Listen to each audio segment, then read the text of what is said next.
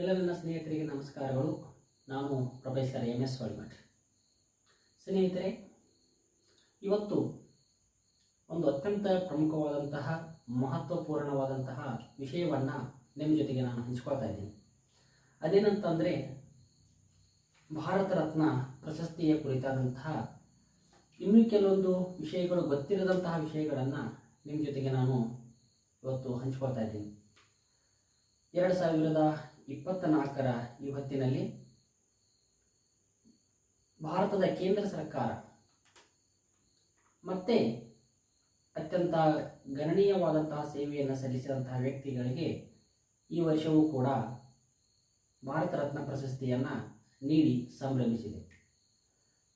ಆ ಒಂದು ನಿಟ್ಟಿನಲ್ಲಿ ಭಾರತ ರತ್ನ ಪ್ರಶಸ್ತಿ ಅಂದ್ರೇನು, ಭಾರತ ರತ್ನ ಪ್ರಶಸ್ತಿಯ ವಿಶೇಷತೆಗಳೇನು, ಭಾರತ ರತ್ನ ಪ್ರಶಸ್ತಿ ಯಾವಾಗ ಅಸ್ತಿತ್ವಕ್ಕೆ ಬಂದಿತು, ಇಂತಹ ಅತ್ಯಂತ ಮಹತ್ವಪೂರ್ಣವಾದಂತಹ ಜ್ಞಾನದ ದೃಷ್ಟಿಯಿಂದ ಮತ್ತು ಆ ಭಾರತ ರತ್ನದ ಪ್ರಶಸ್ತಿಯ ಕುರಿತಾದಂತಹ ಕೆಲವೊಂದಿಷ್ಟು ಒಳನೋಟಗಳನ್ನು, ಅದರ ಚರಿತ್ರೆಯನ್ನು ಇವತ್ತು ನಾನು ನಿಮ್ಮ ಜೊತೆಗೆ ಹಂಚಿಕೊಳ್ತಾ ಇದ್ದೀನಿ. ಈ ಒಂದು ವಿಷಯ ಬಹುತೇಕ ನಿಮ್ಮ ಒಂದು ಸಾಮಾನ್ಯ ಜ್ಞಾನಕ್ಕಾಗಲಿ ಮತ್ತು ಇತರೆ ಬೇರೆ ಬೇರೆ ವಿಷಯಗಳನ್ನು ತಿಳಿದುಕೊಳ್ಳಲಿಕ್ಕೆ ಅನುಕೂಲವಾಗುವುದು ಅನ್ನುವಂತಹ ಒಂದು ಹಿನ್ನೆಲೆಯಲ್ಲಿ ಈ ಒಂದು ವಿಷಯವನ್ನು ನಾನು ನಿಮ್ಮ ಜೊತೆಗೆ ಪ್ರಸ್ತಾಪ ಮಾಡ್ತಾ ಇದ್ದೀನಿ. ಸ್ನೇಹಿತರೆ, ಈಗಾಗಲೇ ಗೊತ್ತಿದೆ, ಭಾರತ ರತ್ನ ಇದು ನಮ್ಮ ದೇಶದ ಅತ್ಯಂತ ಶ್ರೇಷ್ಠವಾದಂತಹ ಉನ್ನತವಾದಂತಹ ಒಂದು ಪ್ರಶಸ್ತಿ. ಕೇಂದ್ರ ಸರ್ಕಾರ ನೀಡಲ್ಪಡುವಂತಹ ಪ್ರಶಸ್ತಿಗಳಲ್ಲೇ ಒಂದು ಶ್ರೇಷ್ಠವಾದಂಥ ಪ್ರಶಸ್ತಿ ಅದು ಭಾರತ ರತ್ನ ಪ್ರಶಸ್ತಿ. ಭಾರತ ರತ್ನ ಪ್ರಶಸ್ತಿಗಿಂತ ಮಿಗಿಲಾದಂತಹ ಪ್ರಶಸ್ತಿ ಮತ್ತೊಂದಿಲ್ಲ. ಹಾಗಾಗಿ ಭಾರತ ರತ್ನ ಪ್ರಶಸ್ತಿಯ ಕುರಿತಾದಂಥ ವಿಚಾರಗಳನ್ನು ನಾವು ಒಂದೊಂದಾಗಿ ತಿಳಿದುಕೊಳ್ಳುವಂಥ ಪ್ರಯತ್ನಗಳನ್ನು ಮಾಡೋಣ. ಸ್ನೇಹಿತರೆ, ಭಾರತ ರತ್ನ ಪ್ರಶಸ್ತಿಯನ್ನು ಯಾರಿಗೆ ಕೊಡ್ತಾ ಇದ್ದಾರೆ ಅಂತಂದರೆ, ಈ ಭಾರತ ರತ್ನ ಪ್ರಶಸ್ತಿಯನ್ನು ಭಾರತದಲ್ಲಿರುವಂತಹ ನಾಗರಿಕರು, ಇದೊಂದು ಸಿವಿಲ್ ಅವಾರ್ಡ್ ಅಂತ ಹೇಳ್ತೀವಿ, ಭಾರತದಲ್ಲಿರುವಂತಹ ನಾಗರಿಕರು ಬೇರೆ ಬೇರೆ ಕ್ಷೇತ್ರಗಳಲ್ಲಿ, ಆಯಾ ಕ್ಷೇತ್ರಗಳಲ್ಲಿ ಗಣನೀಯವಾದಂತಹ ಸೇವೆಯನ್ನು ಸಲ್ಲಿಸಿದಂತಹ ವ್ಯಕ್ತಿಗಳಿಗೆ, ಮಹಿಳೆಯರಿಗೆ ಈ ಒಂದು ಪ್ರಶಸ್ತಿಯನ್ನು ನೀಡ್ತಾ ಇದ್ದಾರೆ. ಅದು ಕಲೆ ಆಗಿರ್ಬೋದು, ಸಂಗೀತ ಆಗಿರ್ಬೋದು, ಸಾಹಿತ್ಯವಾಗಿರ್ಬೋದು, ವಿಜ್ಞಾನವಾಗಿರ್ಬೋದು, ತಂತ್ರಜ್ಞಾನವಾಗಿರ್ಬೋದು, ಕ್ರೀಡೆಯಾಗಿರಬಹುದು, ಹೀಗೆ ಹಲವು ವಿಭಾಗಗಳಲ್ಲಿ ತಮ್ಮ ಅದ್ಭುತವಾದಂತಹ ಸಾಧನೆಯನ್ನು ತೋರಿದಂತಹ, ಸಾಮಾಜಿಕ ಸೇವೆಯನ್ನು ಸಲ್ಲಿಸಿದಂತಹ ಮಹಿಳೆಯರಿಗೆ ಈ ಒಂದು ಭಾರತ ರತ್ನ ಪ್ರಶಸ್ತಿಯನ್ನು ಇಲ್ಲಿ ಕೊಡಮಾಡಲ್ಪಡುತ್ತದೆ. ಈ ಭಾರತ ರತ್ನ ಪ್ರಶಸ್ತಿ ಇದು ಹುಟ್ಟಿದ್ದೇ ಒಂದು ರೋಚಕವಾದಂತಹ ಸಂಗತಿ ಅನ್ನೋದನ್ನು ನಾವಿಲ್ಲಿ ಅರ್ಥ ಮಾಡ್ಕೊಳ್ಬೇಕು. ಹಾಗಾದರೆ ಈ ಭಾರತ ರತ್ನ ಪ್ರಶಸ್ತಿ ಯಾವಾಗ ಅಸ್ತಿತ್ವಕ್ಕೆ ಬಂದಿತ್ತಂದರೆ 1954 ಜನವರಿ 2ರಂದು, ಜನವರಿ 2, 1954ರಂದು ಈ ಭಾರತ ರತ್ನ ಪ್ರಶಸ್ತಿ ಅಸ್ತಿತ್ವಕ್ಕೆ ಬರ್ತಾ ಇದೆ. ಹಾಗಾಗಿ 1954ರಿಂದ 2024ರ ಈ ಒಂದು ಅವಧಿಯಲ್ಲಿ, ಈ ಒಂದು ಪೀರಿಯಡ್ದಲ್ಲಿ ಇಲ್ಲಿಯವರೆಗೆ ಕೇಂದ್ರ ಸರ್ಕಾರ 53 ಗಣನೀಯವಾದಂತಹ ಸೇವೆಯನ್ನು ಸಲ್ಲಿಸಿದಂತಹ ಮಹನೀಯರಿಗೆ ಈ ಶ್ರೇಷ್ಠವಾದಂತಹ ಪ್ರಶಸ್ತಿಯನ್ನು ನೀಡಿ ಸಂಭ್ರಮಿಸಿದೆ. ಕೇಂದ್ರ ಸರ್ಕಾರದಲ್ಲಿ ಬೇರೆ ಬೇರೆ ಪಕ್ಷದ ಆಡಳಿತಗಳು ಇದ್ದಾಗಲೂ ಕೂಡ ಈ 53 ಜನರಿಗೆ ಇಲ್ಲಿಯವರೆಗೆ ಪ್ರಶಸ್ತಿ ದೊರಕಿರುವುದು ಒಂದು ಹೆಮ್ಮೆಯ ಸಂಗತಿಯಾಗಿದೆ. ಇವತ್ತು ಈ ಪ್ರಶಸ್ತಿಯ ವಿಶೇಷತೆಗಳ ಬಗ್ಗೆ ನಾನು ನಿಮ್ಮ ಜೊತೆಗೆ ಮಾತನಾಡ್ತಿದ್ದೀನಿ. ಬಹುತೇಕ ವಿಷಯಗಳನ್ನು ನೀವು ತಿಳಿದುಕೊಂಡಿದ್ದೀರಿ.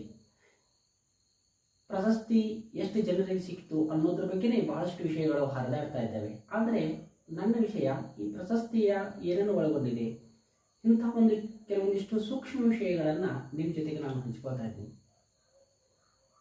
ಈ ಒಂದು ಪ್ರಶಸ್ತಿ ವಿಶೇಷತೆ ಏನಪ್ಪ ಅಂತಂದರೆ, ಇದು ಒಂದು ಸರ್ಟಿಫಿಕೇಟ್ ಮತ್ತು ಒಂದು ಪದಕವನ್ನು ಒಳಗೊಂಡಿರ್ತದೆ. ಆ ಸರ್ಟಿಫಿಕೇಟ್ ಇದಕ್ಕೆ ಸನ್ನದ್ದು ಅಂತ ಕರೀತಾ ಇದ್ದಾರೆ ಮತ್ತು ಒಂದು ಪದಕವನ್ನು ಕೂಡ ಒಳಗೊಂಡಿರ್ತದೆ. ಈ ಒಂದು ಸನ್ನದ್ದಿನಲ್ಲಿ ರಾಷ್ಟ್ರಪತಿಯವರ ಅಂಕಿತವನ್ನು ಒಳಗೊಂಡಿರುವಂತಹ ಸನ್ನದ್ದು ಇದಾಗಿರ್ತದೆ. ಅದರ ಜೊತೆಗೆ ಪದಕವನ್ನು ಕೂಡ ನೀಡ್ತಾ ಇದ್ದಾರೆ. ಹಾಗಾಗಿ ಈ ಪದಕದ ವಿಶೇಷತೆಗಳು ಏನು, ಅದು ಯಾವುದರಿಂದ ಮಾಡಲ್ಪಡುತ್ತದೆ, ಅದು ಯಾವ ಆಕೃತಿಯನ್ನು ಹೊಂದಿದೆ, ಈ ಎಲ್ಲ ವಿಷಯಗಳನ್ನು ನಾನು ನಿಮ್ಮ ಜೊತೆಗೆ ಹಂಚ್ಕೊಳ್ತಾ ಇದ್ದೀನಿ. ಸ್ನೇಹಿತರೆ, ಈ ಒಂದು ಪದಕ ಇದು ಒಂದು ಮರದ ಎಲೆಯ ಆಕೃತಿಯನ್ನು ಹೊಂದಿದೆ. ಹಾಗಾದರೆ ಆ ಮರ ಯಾವುದು ಅಂತಂದರೆ ಅದು ಈ ನಮ್ಮ ನೇಪಾಳ ಮತ್ತು ಭಾರತದಲ್ಲಿ ಹೆಚ್ಚಾಗಿ ಕಂಡುಬರುವಂತಹ ಒಂದು ಸಸ್ಯ ಜಾತಿಯ ಮರ ಅದು ಪೀಪಲ್ ಅನ್ನುವಂತಹ ಒಂದು ರಾಶಿಗೆ ಸೇರಿದಂತಹ ಪೀಪಲ್ ಅನ್ನುವಂಥ ಜಾತಿಗೆ ಸೇರಿದಂತಹ ಒಂದು ಮರ. ಆ ಮರದ ಎಲೆಯನ್ನು ಆಕೃತಿಯಾಗಿಟ್ಟುಕೊಂಡು ಅದರ ಹಿನ್ನೆಲೆಯಲ್ಲಿ ಈ ಭಾರತ ರತ್ನ ಪ್ರಶಸ್ತಿಯನ್ನು ಕೊಡುವಂತಹ ಪ್ರಯತ್ನವನ್ನು ಮಾಡ್ತಾ ಇದ್ದಾರೆ. ಹಾಗಾದರೆ ಈ ಎಲೆ ಎಂದರೆ ಏನು, ಈ ಒಂದು ಪೀಪಲ್, ಈ ಒಂದು ಮರದ ವಿಶೇಷತೆ ಏನು ಅನ್ನೋದಾದರೆ, ನಮ್ಮ ಸನಾತನ ಧರ್ಮದಲ್ಲಿ, ಬೌದ್ಧ ಧರ್ಮದಲ್ಲಿ ಮತ್ತು ಜೈನ ಧರ್ಮದಲ್ಲಿ ಈ ಒಂದು ಎಲೆಗೆ, ಈ ಒಂದು ಮರಕ್ಕೆ ಅತ್ಯಂತ ಶ್ರೇಷ್ಠವಾದಂಥ ಸ್ಥಾನವನ್ನು ನೀಡಿರುವುದು ಕಂಡು ಬರ್ತಾ ಇದೆ.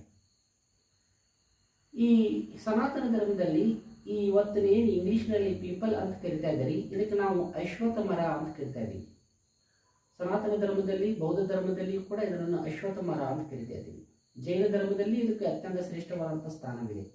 ಇನ್ನು ನೀವು ಮಹಾಕಾವ್ಯಗಳಾದಂಥ ರಾಮಾಯಣ ಮತ್ತು ಮಹಾಭಾರತದ ಕಾವ್ಯಗಳಲ್ಲಿಯೂ ಕೂಡ ಅಶ್ವತ್ಥ ಮರಕ್ಕೆ ಅತ್ಯಂತ ಪೂಜ್ಯನೀಯವಾದಂತಹ ಸ್ಥಾನವನ್ನು ನೀಡಿರುವುದು ಅಲ್ಲಿ ಕಂಡು ಬರ್ತಾ ಇದೆ. ಇನ್ನು ಈ ವಿಶೇಷವಾಗಿ ಬೌದ್ಧ ಧರ್ಮದಲ್ಲಿ ನೋಡಿದರೆ ಅಶ್ವತ್ಥ ಮರಕ್ಕೆ ಅದರದೇ ಆದಂತಹ ಒಂದು ವಿಶೇಷವಾದಂತಹ ಸ್ಥಾನಮಾನ ಇರುವುದು ಅಲ್ಲಿ ಕಂಡು ಬರ್ತಾ ಇದೆ. ಗೌತಮ ಬುದ್ಧರು ಇದೇ ಅಶ್ವತ್ಥ ಮರದ ಒಂದು ಅಧೀನದಲ್ಲಿ ಕೆಳಗಡೆಗೆ ಅವರು ಸುದೀರ್ಘವಾದಂತಹ ಧ್ಯಾನಾಸಕ್ತರಾದಾಗ ಅವರಿಗೆ ದಿವ್ಯವಾದಂತಹ ಜ್ಞಾನ ಲಭಿಸಿತು ಅನ್ನುವುದು ನಮಗೆಲ್ಲ ತಿಳಿದೇ ಇದೆ. ಹಾಗಾಗಿ ಅದಕ್ಕೆ ಮಹಾಬೋಧಿ ಅನ್ನುವಂತಹ ಹೆಸರಿನಿಂದ ಕರೀತಾ ಇದ್ದಾರೆ. ಇವತ್ತು ನಾವೇನು ಅಶ್ವತ್ಥ ಮರ ಅಂತ ಕರಿತಾ ಇದ್ದೀವಿ, ಈ ಅಶ್ವತ್ಥ ಮರಕ್ಕೆ ಮಹಾಬೋಧಿ ಎಂದು ಬೌದ್ಧ ಧರ್ಮದಲ್ಲಿ ಅದನ್ನು ಗುರುತಿಸಲ್ಪಡುತ್ತಾರೆ ಮತ್ತು ಆರಾಧಿಸಲ್ಪಡುತ್ತಾರೆ.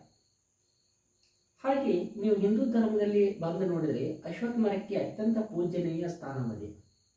ಮಹಾಭಾರತ ಮತ್ತು ರಾಮಾಯಣಗಳಲ್ಲಿ ಈ ಅಶ್ವತ್ಥ ಮರಕ್ಕೆ ವೃಕ್ಷಗಳ ಮಹಾರಾಜ ಅಂತ ಕರೀತಾರೆ, ವೃಕ್ಷಗಳ ವೃಕ್ಷ ಅಂತ ಕರೀತಾರೆ. ಅಂದರೆ ಎಲ್ಲ ವೃಕ್ಷಗಳಲ್ಲಿ, ಭೂಮಿಯ ಮೇಲಿರುವಂತಹ ಎಲ್ಲ ವೃಕ್ಷಗಳಲ್ಲಿ ಅತ್ಯಂತ ಶ್ರೇಷ್ಠವಾದಂತಹ ವೃಕ್ಷ ಅದು ಅಶ್ವತ್ಥ ವೃಕ್ಷ ಅಂತ. ಆ ಅಶ್ವತ್ಥ ವೃಕ್ಷದ ಒಂದು ವಿಶೇಷತೆ ಏನಿರ್ತಂದರೆ ಅದು ಜ್ಞಾನವನ್ನು ನೀಡುವಂತಹದ್ದು ಮತ್ತು ಈ ಜ್ಞಾನ ಪ್ರಾಪ್ತಿಗೆ ಸೂಕ್ತವಾದಂತಹ ಒಂದು ಮರ ಅನ್ನುವಂತಹ ಒಂದು ಹಿನ್ನೆಲೆಯಲ್ಲಿ ಆ ಮರದ ಒಂದು ಎಲೆಯ ಆಕೃತಿಯನ್ನು ಭಾರತ ರತ್ನದ ಪದಕದಲ್ಲಿ ಅಳವಡಿಸುವಂತಹ ಪ್ರಯತ್ನಗಳನ್ನು ಇಲ್ಲಿ ಮಾಡಿರುವುದು ಕಂಡು ಬರ್ತಾ ಇದೆ. ಹೀಗೆ ಈ ಒಂದು ಭಾರತ ರತ್ನ ಪದಕದಲ್ಲಿ ಅಶ್ವತ್ಥ ಮರದ ಎಲೆಯ ಆಕೃತಿಯನ್ನು ನಾವು ಇಲ್ಲಿ ನೋಡಲಿಕ್ಕೆ ಸಾಧ್ಯತೆ ಇದೆ. ಸ್ನೇಹಿತರೆ, ಬಹುಶಃ ಇದು ಪ್ರಥಮ ಬಾರಿಗೆ ಈ ವಿಷಯವನ್ನು ನಾನು ನಿಮ್ಮ ಜೊತೆಗೆ ಹಂಚ್ಕೊಳ್ತಾ ಇದ್ದೀನಿ ಅನ್ನೋದನ್ನು ನಾವಿಲ್ಲಿ ನೋಡ್ತಾ ಇದ್ದೀವಿ. ಅದೇ ರೀತಿಯಾಗಿ ಈ ಭಾರತ ರತ್ನ ಒಂದು ಪದಕದ ಅಲ್ಲಿ ಅಳವಡಿಸಿಕೊಂಡಿರುವಂತಹ ಲೋಹಗಳು ಯಾವುದಂತಂದರೆ ಅದು ಬಂಗಾರ, ಬೆಳ್ಳಿ, ಬ್ರೋಂಜ್ ಮತ್ತು ಪ್ಲಾಟಿನಂ. ಈ ಲೋಹಗಳಿಂದ ಭಾರತ ರತ್ನದ ಈ ಪದಕವನ್ನು ಅಲ್ಲಿ ಮಾಡಲಿಕ್ಕೆ ಅದನ್ನು ಬಳಸಿಕೊಂಡಿದ್ದಾರೆ ಅನ್ನೋದನ್ನು ನಾವಿಲ್ಲಿ ನೋಡ್ತಾ ಇದ್ದೀವಿ ಅಂತ. ಇನ್ನು ಈ ಭಾರತ ರತ್ನದ ಪದಕ ಎರಡು ಫೇಸ್ಗಳನ್ನು ಒಳಗೊಂಡಿದೆ, ಎರಡು ಮುಖಗಳನ್ನು ಒಳಗೊಂಡಿದೆ. ಹಾಗಾದರೆ ಮೊದಲ ಒಂದು ಮುಖದಲ್ಲಿ ಏನೇನು ಒಳಗೊಂಡಿದೆ ಅಂತಂದರೆ ಪ್ರಕಾಶಮಾನವಾಗಿ ಬೆಳಗುತ್ತಿರುವಂತಹ ಒಂದು ಸೂರ್ಯನ ಆಕೃತಿ ಇದೆ. ಪ್ರಕಾಶಮಾನವಾಗಿ ಬೆಳಗುತ್ತಿರುವಂತಹ ಸೂರ್ಯನ ಆಕೃತಿ ಇದೆ. ಅದರ ಕೆಳಗೆ ಭಾರತ ರತ್ನ ಅಂತ ಬಿಂಬಿಸಲ್ಪಟ್ಟಿದೆ, ಭಾರತ ರತ್ನ ಎಂದು ಬರೆಯಲ್ಪಟ್ಟಿದೆ. ಈ ಭಾರತ ರತ್ನ ಅನ್ನುವಂತಹ ಬರವಣಿಗೆ ಇದು ದೇವನಾಗರಿಯ ಲಿಪಿಯಲ್ಲಿದೆ. ಇನ್ನು ಅದರ ಹಿಂಬದಿಯಲ್ಲಿ ಇನ್ನೊಂದು ಚಿಹ್ನೆ ಇದೆ, ಅದು ರಾಷ್ಟ್ರೀಯ ಚಿಹ್ನೆ. ನಾವೇನಿವತ್ತು 4 ಮುಖದ ಸಿಂಹ ಅಂತ ಕರಿತಾ ಇದ್ದೀವಿ, ಅದರ ಚಿಹ್ನೆ ಇದೆ. ಅದರ ಒಂದು ಕೆಳಗಡೆಯಲ್ಲಿ ದೇವನಾಗರಿಯ ಲಿಪಿಯಲ್ಲಿ ಸತ್ಯಮೇವ ಜಯತೆ ಅನ್ನುವಂತಹ ಪದವನ್ನು ಅಲ್ಲಿ ಬರೆಯಲ್ಪಟ್ಟಿದೆ. ಹೀಗಾಗಿ ಭಾರತ ರತ್ನ ಈ ಒಂದು ಪದಕವು 2 ರೂಪಗಳನ್ನು ಒಳಗೊಂಡಿದೆ ಅನ್ನೋದನ್ನು ನಾವಿಲ್ಲಿ ಗಮನಿಸಬೇಕು ಅಂತ. ಈಗಾಗಲೇ ಹೇಳಿದಂತೆ ಇಲ್ಲಿ ಯಾವೆಲ್ಲ ಲೋಹಗಳನ್ನು ಬಳಸುತ್ತಾರೆ ಅನ್ನೋದನ್ನು ಕೂಡ ನಾನು ಹೇಳಿದ್ದೇನೆ. ಅದೇ ರೀತಿಯಾಗಿ ಈ ಭಾರತ ರತ್ನ ಈ ಒಂದು ಪದಕದ ಗಾತ್ರ ಏನು ಅನ್ನೋದನ್ನು ಕೂಡ ನಾವು ತಿಳ್ಕೊಳ್ಬೇಕಾಗ್ತದೆ. ನೋಡಿ, ಈ ಭಾರತ ರತ್ನ ಪದಕದ ಗಾತ್ರ, ಅದರ ಎತ್ತರ ಅಥವಾ ಏನು ನೀವು ಉದ್ದ ಅಂತ ಹೇಳ್ತಾ ಇದ್ದೀರಿ, ಅದರ ಎತ್ತರ ಅಂತ ಹೇಳ್ತಾರೆ, ಅದು 5.8 ಸೆಂಟಿಮೀಟರ್ನಷ್ಟು ಎತ್ತರದಾಗಿರುತ್ತದೆ ಮತ್ತು ಅದರ ಅಗಲ 4.7 ಸೆಂಟಿಮೀಟರ್ನಷ್ಟು ಅಗಲವಾಗಿರುತ್ತದೆ ಮತ್ತು ಆ ಪದಕದ ದಪ್ಪತೆ, ಅದನ್ನು ಥಿಕ್ನೆಸ್ ಅಂತ ಹೇಳಿದ್ದಾರೆ ನೀವು, ಅದು ಎಷ್ಟು ದಪ್ಪವಾಗಿದೆ ಅಂದರೆ 3.1 mm ದಪ್ಪವಾಗಿ ಅದು ಇರುತ್ತದೆ ಅಂತ. ಇಂಥ ಒಂದು ವಿಶೇಷತೆಯಿಂದ ಕೂಡಿದಂತಹ ಭಾರತ ರತ್ನ ಪ್ರಶಸ್ತಿ ಅದು ಈ ಎಲ್ಲ ಅಂಶಗಳಿಂದ ಅದನ್ನು ಮಾಡಲ್ಪಟ್ಟಿರ್ತದೆ ಅನ್ನೋದನ್ನು ನಾವಿಲ್ಲಿ ಗಮನಿಸ್ತಾ ಇದ್ದೀವಿ ಅಂತ. ಇನ್ನು ಬಹುಮುಖ್ಯವಾಗಿ ನಾವು ತಿಳಿದುಕೊಳ್ಳಬೇಕಾಗಿರುವಂತಹ ಒಂದು ವಿಶೇಷವಾದಂತಹ ಸಂಗತಿ ಎಂದರೆ ಈ ಭಾರತ ರತ್ನ ಪ್ರಶಸ್ತಿಯದಿಂದ ಆಗುವಂತಹ ಲಾಭಗಳೇನು, ಅದರ ಒಂದು ಸೌಲಭ್ಯಗಳು ಏನೆಲ್ಲ ಸಿಗ್ತಾ ಇದ್ದಾವೆ. ಮೊದಲನೇದಾಗಿ ನಾವು ತಿಳ್ಕೊಳ್ಬೇಕು, ಭಾರತ ರತ್ನ ಪ್ರಶಸ್ತಿಗೆ ಯಾವುದೇ ರೀತಿಯಾದಂತಹ ಒಂದು ಹಣವನ್ನು ನೀಡುವುದಿಲ್ಲ. ಆ ಪ್ರಶಸ್ತಿಯ ಜೊತೆಗೆ ಮತ್ತೆ ಯಾವುದೇ ಒಂದು ಹಣವನ್ನು ಅಲ್ಲಿ ನೀಡುವುದಿಲ್ಲ ಅನ್ನೋದನ್ನು ನಾವು ಗಮನಿಸಬೇಕು. ಹಾಗಾದರೆ ಭಾರತ ರತ್ನ ಈ ಪ್ರಶಸ್ತಿಯ ಜೊತೆಗೆ ಇರುವಂತಹ ವಿಶೇಷತೆ ಏನು, ಸೌಲಭ್ಯಗಳು ಏನು ಅನ್ನೋದನ್ನು ನೋಡೋದಾದರೆ, ಮೊಟ್ಟ ಮೊದಲನೇದಾಗಿ ಭಾರತದಲ್ಲಿ ಮುಕ್ತವಾಗಿ ಸಂಚರಿಸಲಿಕ್ಕೆ, ಅಂದರೆ ಯಾರು ಭಾರತ ರತ್ನ ಪ್ರಶಸ್ತಿಯನ್ನು ಸ್ವೀಕರಿಸಿದ್ದಾರೆ ಅವರು ಪುರಸ್ಕೃತರು ಭಾರತದ ತುಂಬೆಲ್ಲ ಮುಕ್ತವಾಗಿ ಸಂಚರಿಸಲಿಕ್ಕೆ, ಪ್ರಥಮ ದರ್ಜೆಯಲ್ಲಿ ಸಂಚರಿಸಲಿಕ್ಕೆ ಅವರಿಗೆ ಅವಕಾಶವನ್ನು ನೀಡಲಾಗ್ತದೆ. ಅದು ರೈಲ್ವೆ ಆಗಿರ್ಬೋದು ಅಥವಾ ಅದು ವಿಮಾನಯಾನ ಆಗಿರ್ಬೋದು. ಇನ್ನು ಎರಡನೇದು, ಈ ಭಾರತ ರತ್ನ ಪುರಸ್ಕೃತರು ವಿದೇಶಗಳಿಗೆ ತೆರಳುತ್ತಾ ಇದ್ದಾರೆ ಎಂದರೆ ಅವರಿಗೆ ಡಿಪ್ಲೊಮ್ಯಾಟಿಕ್ ಪಾಸ್ಪೋರ್ಟ್ಗಳನ್ನು ಕೂಡ ನೀಡುವಂತಹ ವ್ಯವಸ್ಥೆ ಇರುತ್ತದೆ. ಡಿಪ್ಲೊಮ್ಯಾಟಿಕ್ ಪಾಸ್ಪೋರ್ಟನ್ನು ಅಳವಡಿಸಿಕೊಂಡು ಅವರು ವಿದೇಶಗಳಿಗೆ ಹೋಗಲಿಕ್ಕೆ ಅವಕಾಶವಿದೆ. ಮೋಸ್ಟ್ ಇಂಪಾರ್ಟೆಂಟ್ ಆಗಿ ಭಾರತ ರತ್ನ ಪುರಸ್ಕೃತರು ತೆರಿಗೆಯಿಂದ ಮುಕ್ತರಾಗಿರ್ತಾರೆ. ಅವರಿಗೆ ಯಾವುದೇ ರೀತಿಯಾದಂತಹ ತೆರಿಗೆಗಳು ಅವರಿಗೆ ಅನ್ವಯವಾಗುವುದಿಲ್ಲ. ಮತ್ತು ಇನ್ನೊಂದು ವಿಶೇಷತೆ, ಅವರಿಗೆ ಅವಶ್ಯಕತೆ ಇದ್ದಲ್ಲಿ Z+ ಭದ್ರತೆಯನ್ನು ಕೂಡ ನೀಡಲಾಗ್ತದೆ ಅನ್ನೋದನ್ನು ನಾವಿಲ್ಲಿ ಗಮನಿಸಬೇಕು. ಇದು ಬಹಳ ವಿಶೇಷವಾದಂತಹ ಒಂದು ಸಂಗತಿ. Z+ ಈ ಒಂದು ಸೆಕ್ಯೂರಿಟಿಯನ್ನು ನಾವು ಕೆಲವು ವ್ಯಕ್ತಿಗಳಿಗೆ ಮಾತ್ರ ನೀಡಲಾಗ್ತದೆ. ಅಂಥ ಒಂದು ಸೆಕ್ಯೂರಿಟಿಯನ್ನು ಅವರಿಗೆ ನೀಡಲಾಗ್ತದೆ ಮತ್ತು ಅವರಿಗೆ VVIP ಎಂದು ಟ್ರೀಟ್ ಮಾಡಲಾಗ್ತದೆ. ಅಂದ್ರೆ ಆ ರೀತಿಯ VVIP ಒಂದು ಘನತೆಯಲ್ಲಿ, ಆದ್ಯತೆಯಲ್ಲಿ ಅವರಿಗೆ ಮಾನ್ಯತೆಯನ್ನು ಮಾಡಲಾಗ್ತದೆ ಅನ್ನೋದನ್ನು ನಾವಿಲ್ಲಿ ನೋಡ್ತಾ ಇದ್ದೀವಿ ಅಂತ. ಅಷ್ಟೇ ಅಲ್ಲ, ಭಾರತ ರತ್ನ ಪಡೆದಂತಹ ಪುರಸ್ಕೃತರು ಜನವರಿ 26 ಮತ್ತು ಆಗಸ್ಟ್ 15ರಂದು ದೆಹಲಿಯಲ್ಲಿ ನಡೆಯುವಂತಹ ಭವ್ಯವಾದಂತಹ ಸಮಾರಂಭದಲ್ಲಿ ಪಾಲ್ಗೊಳ್ಳಲಿಕ್ಕೆ ಅವರಿಗೆ ಒಂದು ವಿಶೇಷವಾದಂತಹ ಅವಕಾಶಗಳನ್ನು ಅಲ್ಲಿ ಮಾಡಿಕೊಡಲಾಗ್ತದೆ ಅನ್ನೋದನ್ನು ನಾವಿಲ್ಲಿ ನೋಡ್ತಾ ಇದ್ದೀವಿ ಅಂತ. ಹೀಗೆ ಅನೇಕ ವಿಷಯಗಳನ್ನು ನಾವು ಇಲ್ಲಿ ಭಾರತ ರತ್ನ ಪಡೆದಂತಹ ವ್ಯಕ್ತಿಗೆ ನಾವು ನೀಡ್ತಾ ಇದ್ದೀವಿ ಅನ್ನೋದನ್ನು ನಾವಿಲ್ಲಿ ನೋಡ್ತಾ ಇದ್ದೀವಿ. ಇದು ಒಂದು ಅತ್ಯಂತ ಶ್ರೇಷ್ಠವಾದಂತಹ, ಘನತೆ ವ್ಯಕ್ತವಾದಂತಹ ಇದು ನಾಗರಿಕ ಪ್ರಶಸ್ತಿಯಾಗಿರುವುದರಿಂದ ಈ ಎಲ್ಲ ಅವಕಾಶಗಳನ್ನು, ಸೌಲಭ್ಯಗಳನ್ನು ಅವರಿಗೆ ನೀಡಲಾಗ್ತದೆ.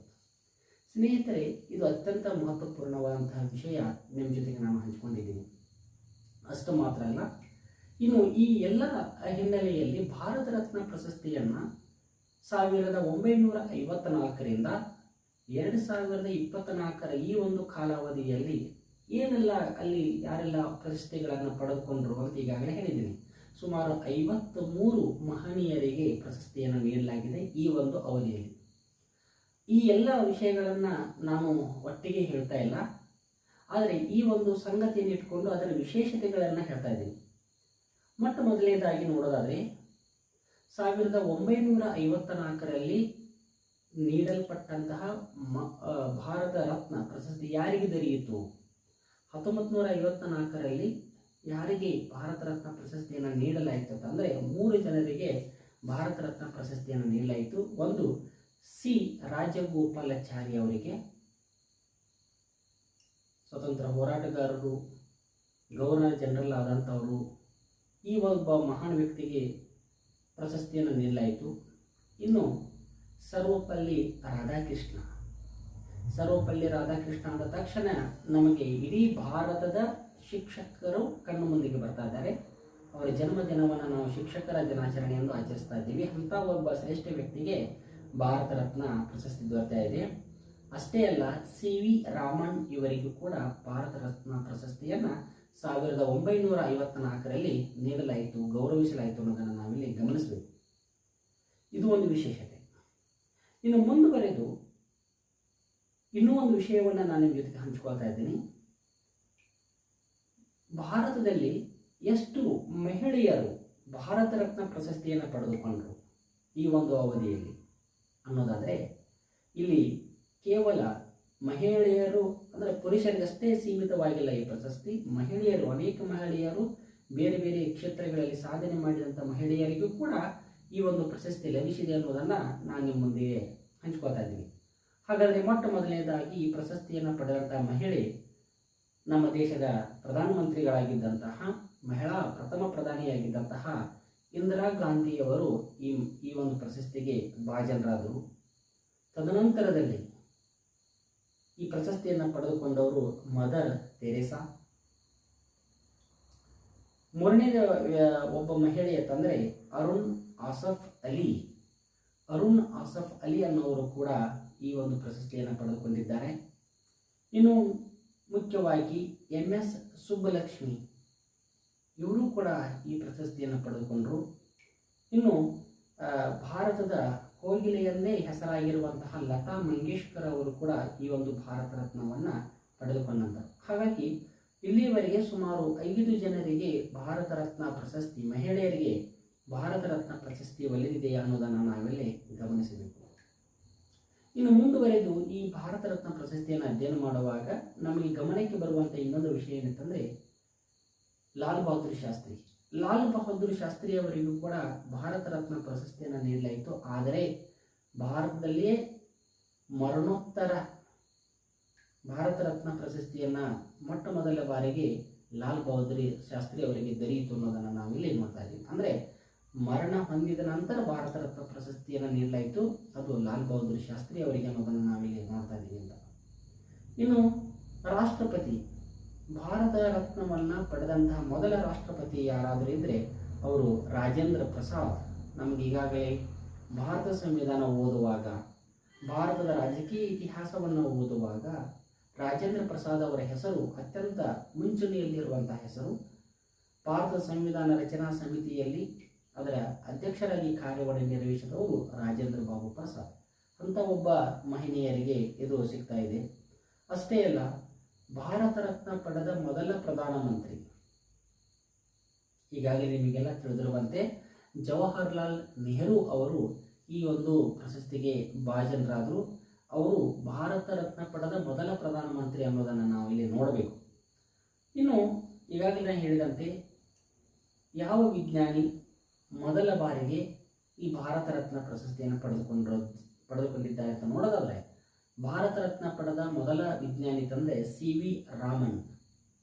CV ರಾಮನ್ ಅವರಿಗೆ ಈ ಒಂದು ಪ್ರಶಸ್ತಿ ಬರ್ತಾ ಇದೆ. ಅವರು ಒಂದು ವಿಜ್ಞಾನ ಹಿನ್ನೆಲೆಯಲ್ಲಿ ಮಾಡಿದಂತಹ ಒಂದು ಅದ್ಭುತವಾದಂತಹ ಕೊಡುಗೆಯ ಆಧಾರದ ಮೇಲೆ ಇವರಿಗೆ ಈ ಭವ್ಯವಾದಂತಹ ಪ್ರಶಸ್ತಿ ಲಭಿಸಿ ಬಂತು ಅನ್ನೋದನ್ನು ನಾವು ಇಲ್ಲಿ ನೋಡ್ತಾ ಇದ್ದೀವಿ. ಇನ್ನು ಮುಂದುವರೆದು ಭಾರತ ರತ್ನ ಪಡೆದ ಮೊದಲ ಮುಸ್ಲಿಂ ರಾಜಕೀಯ ನಾಯಕ ಯಾರು ಅಂತ ನೋಡೋದಾದರೆ ಅವರು ಜಾಕೀರ್ ಹುಸೇನ್. ಜಾಕೀರ್ ಹುಸೇನ್ ಅವರಿಗೆ ಈ ಒಂದು ಪ್ರಶಸ್ತಿ ಲಭಿಸಿದೆ ಅನ್ನೋದನ್ನು ನಾವಿಲ್ಲಿ ನೋಡ್ತಾ ಇದ್ದೀವಿ ಅಂತ. ಹೀಗೆ ನಾವು ಈ ಭಾರತ ರತ್ನ ಪ್ರಶಸ್ತಿಯ ಬಗ್ಗೆ ನಾವು ಈ ಎಲ್ಲ ವಿಷಯಗಳನ್ನು ತಿಳಿದುಕೊಳ್ಳುವಂಥ ಪ್ರಯತ್ನಗಳನ್ನು ಮಾಡಬೇಕು. ಅಷ್ಟೇ ಅಲ್ಲ ಸ್ನೇಹಿತರೆ, ಭಾರತ ರತ್ನ ಪ್ರಶಸ್ತಿ ಇದು ಕೇವಲ ಭಾರತೀಯರಿಗೆ ಆ ಒಂದು ನಿಟ್ಟಿನಲ್ಲಿ ನಾವು ಅಧ್ಯಯನ ಮಾಡುವಂಥ ಸಂದರ್ಭದಲ್ಲಿ ಭಾರತೀಯ ಅಲ್ಲದವರಿಗೂ ಕೂಡ ಈ ಭಾರತ ಪ್ರಶಸ್ತಿಯನ್ನು ನೀಡಲಾಗಿದೆ. ನಾವು ಇಲ್ಲಿಯವರೆಗೆ ನಾವು ಅಧ್ಯಯನ ಮಾಡಿದಾಗ ಇಬ್ಬರು ಮಹಿಳೆಯರಿಗೆ, ಭಾರತೀಯರು ಅಲ್ಲದೇ ಇರುವಂತಹ ಇಬ್ಬರು ಮಹಿಳೆಯರಿಗೆ ಭಾರತ ರತ್ನ ಪ್ರಶಸ್ತಿಯನ್ನು ನೀಡಿ ಸಂಭ್ರಮಿಸಲಾಗಿದೆ. ಅವರು ಕೊಟ್ಟಂತಹ ಅದ್ಭುತವಾದಂತಹ ಒಂದು ಕೊಡುಗೆಯಿಂದಾಗಿ. ಹಾಗಾದರೆ ಭಾರತ ರತ್ನ ಪಡೆದ ಮೊದಲ ಭಾರತೀಯ ನಾಗರಿಕ ಅಲ್ಲದ ವ್ಯಕ್ತಿ ಯಾರು ಅಂತ ನೋಡಿದರೆ ಅವರು ಖಾನ್ ಅಬ್ದುಲ್ ಗಾಫರ್ ಖಾನ್ ಅಂತ.